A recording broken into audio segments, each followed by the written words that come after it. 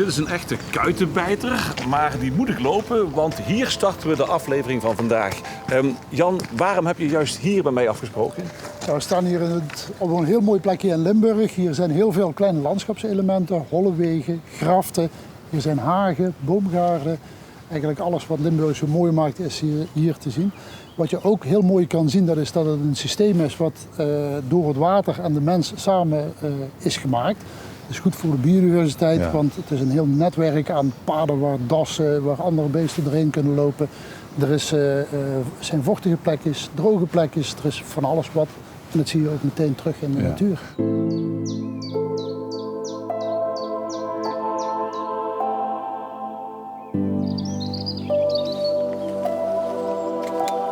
Hier staan we dan bij zo'n dassenburg die misschien wel eeuwen oud is. Die das die vindt hier in de omgeving allerlei voedsel. In de weilanden, als daar nog koeienflatten liggen, dan vindt hij daar insectenlarven. Hij vindt slakken, hij vindt muizennesten, hij vindt van alles om te eten. Ja. Het belangrijke voor die das is eigenlijk dat die holle wegen, samen met de graften, een heel systeem vormen waar langs die das allemaal die voedselplekjes kan vinden, waar die heel veilig zeg maar, zijn route kan vinden. In de holle weg is natuurlijk ook van alles te eten, want hier staan ook bessenstruiken, hier groeit ook van alles.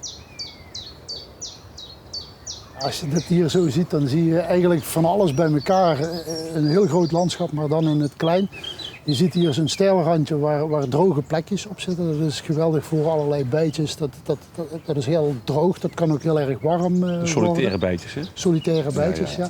Je ziet oude knotbomen die aan het rotten zijn, waar misschien wel een vliegend hert in kan wonen. Of andere beesten die erin zitten, weer een specht, die vindt zijn voedsel daarin.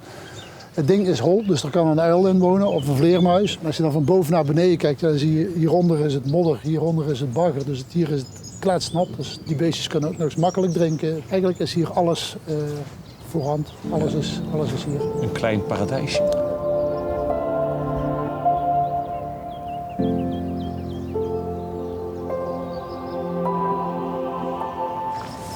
Het is inderdaad een mooi landschap en ik zie heggen. En volgens mij ligt daar een graft, Jan. Ja. Wat is nou precies het verschil?